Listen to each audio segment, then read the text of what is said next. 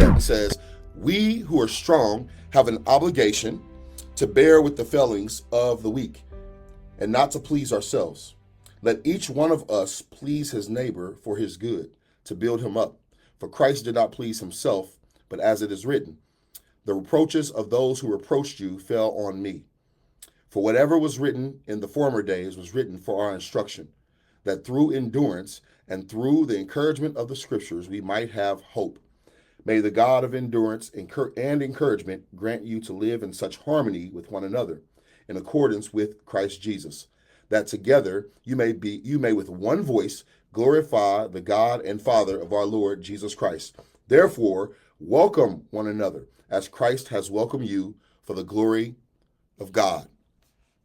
May God add a blessing to the readers, the hearers, and most notably the doers of his holy word. You know, we're going to dive deeper into that.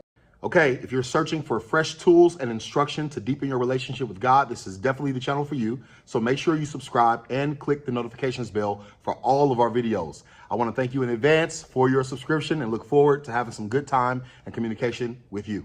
Have a good one.